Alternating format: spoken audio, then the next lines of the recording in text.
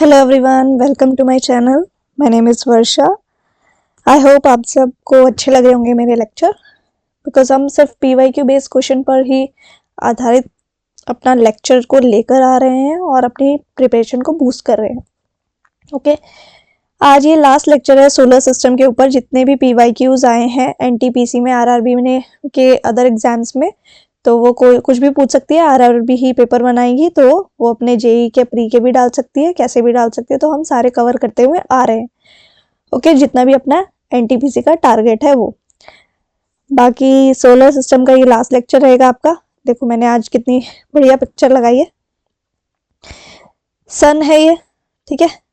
सन के चारों तरफ सारे के सारे हमारे टोटल 8 प्लैनेट्स हैं जो रिवॉल्व करते हैं। ओके सन से नियर बाय देखो, मैंने ये पिक्चर थोड़ा लगाई है कि पहले हम थोड़ा सा इसको देख लेते हैं और देखकर समझते हैं। ओके देखो मरकरी सबसे पहले वाले ऑर्बिटल पे, ठीक है, मरकरी है। देन उसके बाद वीनस, ठीक है, तो सबसे नियरेस्ट कौन सा हो गया? मरकरी। एंड देन उसके बाद वीनस, देन हमारी अर्थ आ जाती है। अर्थ के बाद आ जाता है हमारा मार्स। मार्स के बाद आती है हमारी एस्टेरॉइड बेल्ट। ओके कौन सी बेल्ट? Asteroid belt. मैंने आपको इसको फर्स्ट और सेकंड लेक्चर में एक्सप्लेन किया हुआ है। फिर नेक्स्ट आ जाते हैं हमारे जोवियन प्लैनेट्स। ये थे हमारे टेरेस्ट्रियल प्लैनेट्स। ओके ये 4 जो है हमारे क्या है? टेरेस्ट्रियल प्लैनेट्स हैं। और जो एस्टेरॉइड बेल्ट के उधर आते हैं वो आते हैं हमारे जोवियन प्लैनेट्स। ओके ये भी क्वेश्चन आता है कौन से जोवियन प्लैनेट्स के अंदर होते हैं, कौन से टेरेस्ट्रियल के अंदर होते हैं। लास्ट लेक्चर में मैंने इसको और अच्छे से एक्सप्लेन किया है विद फोटो इमेजेस के साथ, आप देख सकते हो। ठीक है नेक्स्ट आ जाते हैं हमारे जोवियन प्लैनेट्स जुपिटर। देन उसके बाद हमारा आता है सैटर्न। ठीक है सैटर्न में सबसे ज्यादा रिंग्स पाई जाती है, सबसे ज्यादा रिंग्स होती हैं। रिंग्स किसको बोल रही हूँ मैं? ये जो ये सर्कुलर मोशन में आपको दिख रही है वही रिंग्स है। फिर नेक्स्ट आता है हमारा last second Uranus. And then हमारा आता है नेपच्यून। ओके चलो अब आ जाते हैं टेरेस्ट्रियल प्लैनेट कैसे होते हैं हमारे? रॉकी प्लैनेट्स होते हैं। ओके जिसमें हमारी अर्थ भी इंक्लूड है। चलो नेक्स्ट आ जाते हैं विदाउट एनी डिले। देखो मैंने यहाँ पे डाल रखा है कि ये सिर्फ पीवाईक्यू बेस्ड रहेंगे, हम इधर से उधर अपनी प्रिपरेशन को नहीं हिलाने वाले। ओके एक बार मैं चेक कर लेती हूँ सब ओके है। यस नेक्स्ट आ जाओ। फर्स्ट क्वेश्चन क्या है हमारा? What is the approximate distance between sun and earth? Earth and sun के बीच में कितना डिस्टेंस है? ओके अर्थ हमारी थर्ड प्लैनेट है फ्रॉम द सन, तो कितना डिस्टेंस है? 1.496 इंटू 10⁸ किलोमीटर्स। ओके नेक्स्ट आ जाओ। The principal element of sun is, principal element क्या बोल रहा है ये कि प्रिंसिपल एलिमेंट क्या है सन का? Oxygen, carbon, hydrogen, silicon. हमने लास्ट लेक्चर में पढ़ा था कि जो सन है, सन के अंदर बहुत सारी गैसेस हैं, बट ये बेसिकली बना किससे? हाइड्रोजन एंड हीलियम से, जिसके अंदर भी जो भी ल्यूमिनस फैक्टर है, एक सेकेंड सॉरी, हाँ, जो भी ल्यूमिनस फैक्टर, जो भी ल्यूमिनस ऑब्जेक्ट्स है हमारे, उसके अंदर हाइड्रोजन एंड हीलियम होता है। ओके तो और न्यूक्लियर फ्यूजन होता है इसके अंदर। फिजन अलग होता है और न्यूक्लियर फ्यूजन अलग होता है।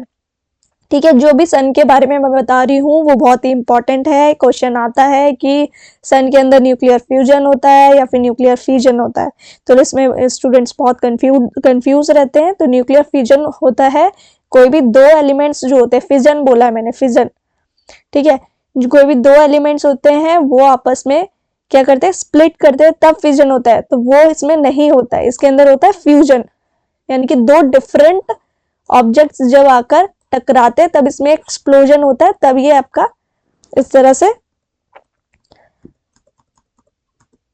शाइन करता है। ठीक है अभी हम इसके बारे में आगे भी पढ़ेंगे कि जो हमें शो होता है ये कौन सी साइड होती है सन की, कौन सी लेयर होती है, इसको भी हम आगे कवर करेंगे। नेक्स्ट पर आते हैं। अच्छा इसका आंसर है हाइड्रोजन हो जाएगा। ठीक है what is called short burst of energy arising from the sun's photosphere?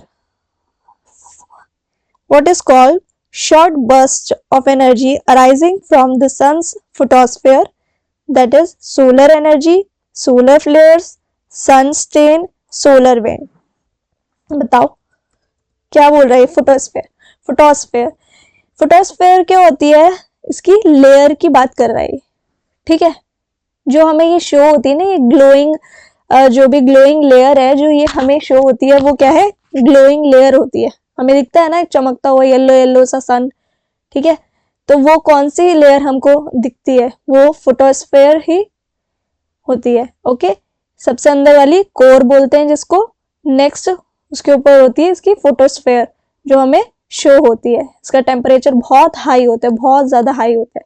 और जो इसकी आउटर लेयर होती है, सबसे ज्यादा आउटर मोस्ट लेयर, उसको क्या बोलते हैं? लास्ट लेक्चर में मैंने कवर किया है, रिकॉल करने की सोचो क्या होता है आउटर लेयर, क्या क्या बोलते हैं उसको? कोरोना बोलते हैं। Okay, that is called corona. Outer layer of the sun, that is called corona. Okay, अभी ये फोटोस्फेयर की बात कर रहा है कि कौन सी एनर्जी बर्स्ट करता है, that is solar flares. Solar flares पूरे जो भी यूनिवर्स के अंदर इसके रेडिएशन इतनी हाई होती है ना, बहुत हाई है, अपनी रेडिएशंस एमिट करता है। ओके, नेक्स्ट पर आते हैं। Total solar eclipse occurs when, total solar eclipse, देखो ये एक्लिप्स की मैंने ना इमेज लगाई है यहाँ पर, समझने के लिए इजी रहेगा। ये सन है, ये मून है एंड ये अर्थ है। ओके, जब ये तीनों एक लाइन में आ जाते हैं तब सोलर एक्लिप्स, जिसको आप सूर्य ग्रहण बोलते हो, ठीक है। जब मून पूरी तरह से कवर कर लेता है सन को, और इसकी एक थोड़ी सी भी लाइट जो है यहाँ पर नहीं पड़ने देता। देखते हो ना आप ग्रहण के दिन पर क्या आता है, मतलब थोड़ा अंधेरा छा जाता है एकदम ही, बिल्कुल। इसका मतलब होता है कि जो मून है वो पूरा कवर कर रहा होता है सन को। ओके, तभी उसकी लाइट जो है अर्थ तक नहीं पड़ती। जब ये तीनों स्ट्रेट लाइंस में आ जाते हैं, स्ट्रेट लाइन पर आते हैं, तब उसको बोला जाता है सोलर एक्लिप्स। ठीक है, ऑप्शन देख लेते हैं। Moon is at a maximum distance from earth, ये क्या बोल रहा है? Moon enters the earth shadow, नहीं। Sun, moon and earth are in a straight line, right, यही सही हो जाएगा हमारा। ठीक है, sun, moon and earth should not be in a straight line, नहीं। अभी हमने देखा है कि ये तीनों स्ट्रेट लाइन में होते हैं। When the new moon comes between the sun and earth and block out the sun's rays, this phenomenon is called as solar eclipse, right? ये यही बोल रहा है, क्या बोल रहा है कि sun, earth and block out the sun's rays, sun की रेज को ब्लॉक कर लेता है। ठीक है, ब्लॉक हो जाती है जब मून, जब सन की रेज को ब्लॉक कर लेता है, मून ये रहा, सन की रेज नहीं आ पा रही, तभी आपका सोलर एक्लिप्स होता है। ओके, नेक्स्ट आ जाओ। विद रेफरेंस, मतलब ये देख लो, ये दोनों क्वेश्चन 2017, 2016 और 2022 या 21 में मैंने देखा था इसको। ठीक है, तो आप देख सकते हो कंटिन्यू पूछता है ये क्वेश्चन। सोलर एक्लिप्स, एक्लिप्स का मतलब ही यही है जो हम ग्रैंड बोलते हैं ना, सोलर एक्लिप्स। एक्लिप्स का मतलब होता है मून नहीं, वो लूनर से होता है, लूनर होता है मून, और कहीं पर आपको लूनर वर्ड दिखता है और लूनर का मतलब होता है moon. Okay, with reference to space science, which of the following planets do not have even one moon, ये पूछ रहा है कि कौन सी ऐसा प्लैनेट है जो जिसके पास एक भी मून नहीं है। तो ये हमने लास्ट लेक्चर में 2 बार, मैंने 3 बार, बहुत बार बताया है, वो है आपका वीनस एंड मरकरी। ओके, इसके पास अपनी कोई भी नेचुरल सैटेलाइट नहीं है, और अर्थ के पास नेचुरल सैटेलाइट है यही मून, ये अर्थ की नेचुरल सैटेलाइट है, और हमारे पास एक सिंगल ही ऐसी सैटेलाइट है जो नेचुरल सैटेलाइट है, that is moon. Okay, next पर आते हैं। What is the smallest planet in our solar system, बताओ। सबसे स्मॉलेस्ट प्लैनेट किसको बोला जाता है? हमारे सोलर सिस्टम का सबसे स्मॉलेस्ट प्लैनेट कौन सा है? Mercury, Mars, Jupiter, Saturn, that is mercury. Okay, and इसके बारे में बता देती हूँ थोड़ा सा कि इसको सिर्फ रिवॉल्व करने में 88 डेज लगते हैं, जो कि सबसे कम टाइम है। ओके, और हमको भी 365 डेज लगते हैं पूरा सन के अराउंड रिवॉल्व करने में। ठीक है, सन, ये सन है, सन के अराउंड सारे प्लैनेट्स रिवॉल्व करते हैं। ओके, ये अर्थ है, ये रिवॉल्व कर रही है, रिवॉल्व कर रही है, रिवॉल्व कर रही है, पूरा 1 ईयर तक 365 डेज तक रिवॉल्व करती है, फिर दोबारा रोटेट होती है। ठीक है, और अपने ऑर्बिट पर वो पूरा अपने ऑर्बिट पर स्पिन करती है, उसमें क्या होता है, डे एंड नाइट होता है, ऐसे भी करती है वो, और यहाँ पर भी ऐसे ऐसे करके घूमती भी जाती है। ठीक है, जब वो पूरा एक सर्कल इस तरह से अपना स्पिन करती है तो उसको डे एंड नाइट बोला जाता है, एंड जब वो पूरा रिवॉल्व कर लेती है वो हमारा 1 ईयर यानी 365 डेज बनता है। ओके, नेक्स्ट आ जाओ, atmosphere of Venus mostly contains which of the following gases, बताओ, मैं हटा देती हूँ, गंदा लग रहा है। Atmosphere of Venus mostly contains which of the following gases, Venus के पास कौन सी गैसेस होती हैं? नाइट्रोजन नहीं, हाइड्रोजन नहीं, ऑक्सीजन नहीं, उसमें होती है कार्बन डाइऑक्साइड, बहुत सारी कार्बन डाइऑक्साइड होती है उसमें। वीनस में बेसिकली ना येलोइश क्लाउड्स मिलेंगे आपको वहां पर। ओके, येलोइश क्लाउड्स मिलते हैं। ठीक है, वो क्यों मिलते हैं आगे उसका भी क्वेश्चन डाला है मैंने। ठीक है, नेक्स्ट आ जाओ, विच of the following planets doesn't have its own moon, that is, क्या बोल रहे हैं, planets doesn't have its own moon. ठीक है, that is Jupiter, Mars, Venus और नेपच्यून। हाँ, सेम क्वेश्चन है, इसका आंसर आप लोग दोगे। ठीक है, यहाँ पर क्या है, ओके, हम अपने एटमॉस्फेयर में देख लेते हैं कि नाइट्रोजन सबसे ज्यादा मिलती है। ठीक है, ये एटमॉस्फेयर के से रिलेट करके मैंने लगाई थी इमेज। नाइट्रोजन 78% है हमारे एटमॉस्फेयर में, और एटमॉस्फेयर में सबसे ज्यादा कौन सी गैस है पूछेगा तो नाइट्रोजन। और ऑक्सीजन कितना है, 21%, carbon dioxide 0.03%, and argon gas होती है वो, आर्गन एलिमेंट कितना है, 0.93% कुछ है। ओके, तो बाकी अदर किस में आ जाएंगे, 1% में, एंड 21% आपका ऑक्सीजन है, एंड नाइट्रोजन आपका 78% है। चलो नेक्स्ट पर मूव करते हैं। देखो, ये सारे PYQs ही मैंने उठाए हुए हैं। ठीक है, अगर हम इसके आसपास अपनी प्रिपरेशन को रखेंगे और इनसे रिलेट करके समझते रहेंगे हर टर्म्स को, हर चीजों को, तो हमारा कुछ भी नहीं छूटेगा, सब कुछ आपका इसी स्लाइड से, इन्हीं उसमें से, पूरे सोलर सिस्टम का कोई भी क्वेश्चन आएगा तो आपका इसमें से फंस जाएगा। ओके, चलो नेक्स्ट पढ़ते हैं। Which planet is the nearest in size of earth, basically वो वही पूछ रहा है कि अर्थ के साइज जितना, मतलब या फिर उसके आसपास का साइज में हल्का फुल्का डिफरेंस हो, वो ऐसा कौन सा प्लैनेट है। ओके, तो ये पूछ रहा है मरकरी है, मार्स है, वीनस है, सैटर्न है, बताओ। सोचो इसका आंसर, सोच सकते हो इसका आंसर कैसे। हमने पढ़ा था ट्विन ऑफ अर्थ, पूछा था हमसे, ट्विन ऑफ अर्थ, अर्थ की जुड़वा बहन वीनस को ही बोला जाता है, तो वीनस यानी कि उसके साइज में भी सेम होगी, तो वीनस है इसका आंसर। ओके, नेक्स्ट पर मूव करते हैं। Which planet is named after a Roman goddess, that is Venus, इसका आंसर भी वीनस है। Okay, which of the following planet is the hottest planet in the solar system, बताओ hottest कौन सा है। मरकरी है, सन के पास मरकरी तो है बट ये हॉटेस्ट नहीं है। ठीक है, इसके बाद वाला जस्ट वीनस, वीनस हॉटेस्ट है। ठीक है, सब लोग हॉटेस्ट में लगा देंगे कि सन के जस्ट पास वाला मरकरी होता है तो मरकरी लगाकर आ जाएंगे, नहीं है वो, वीनस है। ओके, नेक्स्ट पर मूव करते हैं। The axis of earth is inclined to the plane of ecliptic at an angle of, अब ये एंगल पूछ रहा है कि अर्थ जो है वो थोड़ी सी इंक्लाइंड है। ओके, आपने देखा होगा कहीं पर भी पिक्चर या फिर आप ग्लोब भी लेकर आते हो घर में, तो वो थोड़ा सा टिल्डेड देते हैं आपको। ठीक है, पूरा एकदम ही बीच में ऐसे नहीं देंगे, हल्का सा टिल्डेड होती है हमारी अर्थ। ठीक है, पहले तो अर्थ की शेप बताओ क्या होती है। अर्थ की शेप ना ही सर्कुलर होती है ना ही स्फेयर होती है, ये जियोइड शेप होती है। जियोइड किसको बोला जाता है, जब वो ना ही वो सर्कुलर होती है पूरी प्रॉपर, ना ही स्फेयर होती है, उस शेप को जियोइड बोला जाता है, थोड़ी सी इलांगेटेड होती है वो। ओके, तो इसका जो आंसर होगा वो होगा 66.2 डिग्री पर ये इंक्लाइंड होती है, एंड इसको आप 23.5 पर, ये अपने एक्सिस पर, एक्चुअली इससे ना लिखा नहीं जाता, अपने एक्सिस पर इंक्लाइंड होती है, कितनी, लिख लो इसको, 23.5 डिग्री। ओके, चलो नेक्स्ट पर मूव करें।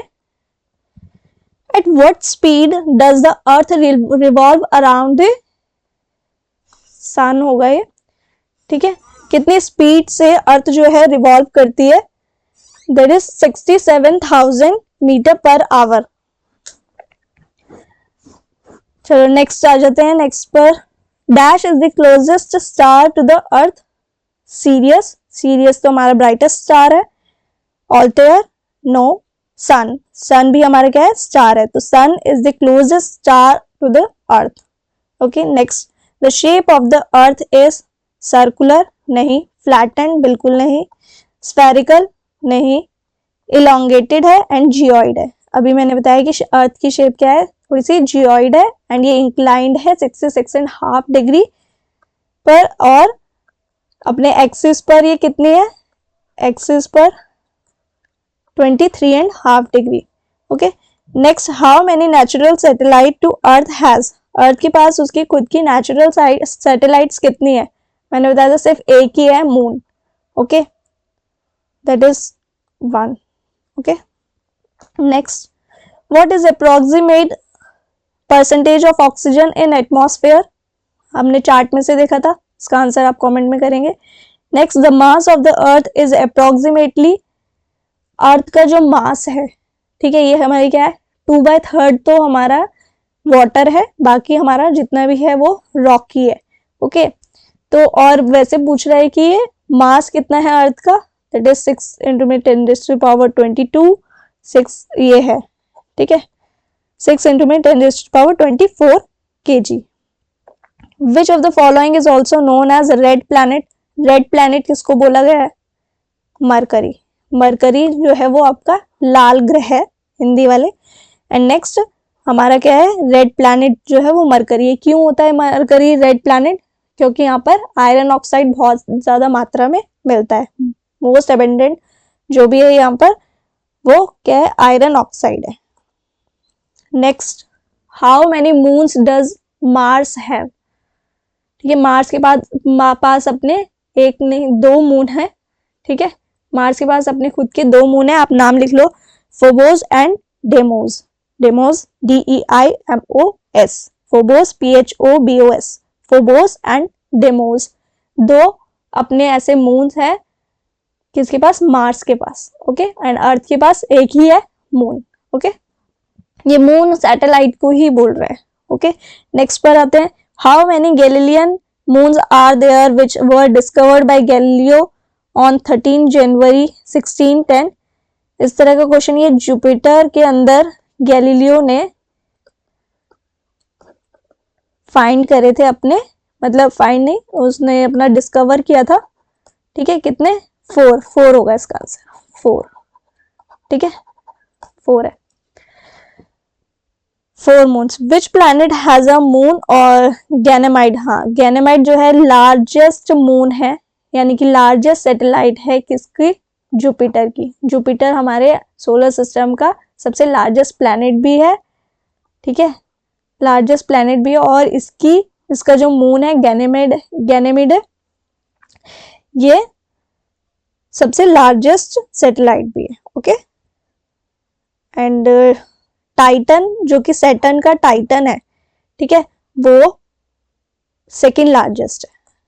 नेक्स्ट पर मूव करते हैं, which of the following is not the moon of Jupiter, Io है टाइटन, हाँ टाइटन तो ये सैटर्न का है। ओके, और ये second largest of our solar system, second largest moon of our solar system. Next पर मूव करते हैं, the giant storm known as the great red spot is associated with which planet, पूरा great red spot जो है वो कौन से planet पर हमको देखने को मिलता है, मार्स, वीनस, प्लूटो या फिर जुपिटर। प्लूटो तो आप कंसीडर नहीं करते हैं, ठीक है, जुपिटर पर आपको एक ये ग्रेट रेड स्पॉट देखने को मिलता है। Next, planet Pluto was discovered by, Pluto से ये क्वेश्चन आ सकता है कि प्लूटो को डिस्कवर किसने किया था, that is John Adams, no, Galilei, Galle no, William Herschel no, Clyde Tombaugh, ठीक है, क्लाइडे टोम्बाग ने प्लूटो को डिस्कवर किया था। ओके, डिस्कवर एंड इन्वेंशन के बारे में आप जानते हो? डिस्कवर एंड इन्वेंशन के अंदर क्या डिफरेंस होता है? इन्वेंट होता है कोई भी चीज हमने, ह्यूमन ने बनाई हो, और डिस्कवर जो पहले से उसको खोजा हो हमने, ठीक है। अब इन्वेंशन जैसे कि हमने मोबाइल फोन बनाया है, तो इन्वेंट किया है मोबाइल फोन, टेलीफोन्स, ठीक है, आपके लैपटॉप से वगैरह, ये इन्वेंट हुए हैं। डिस्कवर होती है चीजें जो पहले से एग्जिस्ट करती है। Okay, what is the name of the moon of Pluto?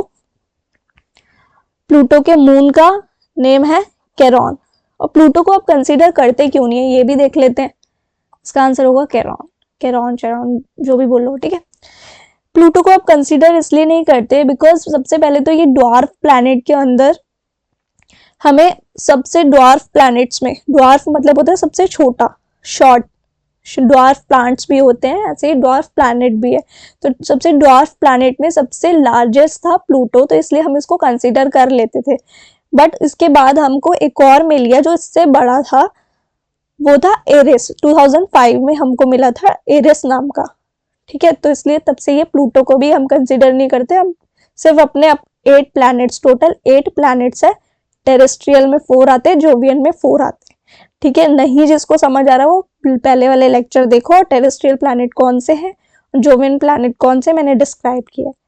Okay, तो समझ आ गया प्लूटो को क्यों नहीं कंसीडर करते। अब ये भी आ गया इसका मून का नाम एंड किसने डिस्कवर किया था, इतना इंपॉर्टेंट है, ठीक है, बस। और एक और क्वेश्चन है यहाँ पर, हाँ एक और क्वेश्चन है कि सबसे ज्यादा जो रिंग्स होती है वो कौन से प्लैनेट पर होती है? वो सैटर्न पर होती है। और सबसे ज्यादा जो मून्स है वो, यानी कि मून्स यानी कि सैटेलाइट्स जो है वो पाए जाते हैं कहाँ पर पाए जाते हैं? जुपिटर पर पाए जाते हैं, ठीक है। वो सबसे बड़ा भी और ये भी है, ठीक है। Next, please like, share and subscribe कर दो भाई, थैंक यू, ठीक है। हम PYQ डिस्कस करने वाले, बस इस पर फोकस रहोगे तो हो जाएगा। बाकी थैंक यू, लाइक कर दो।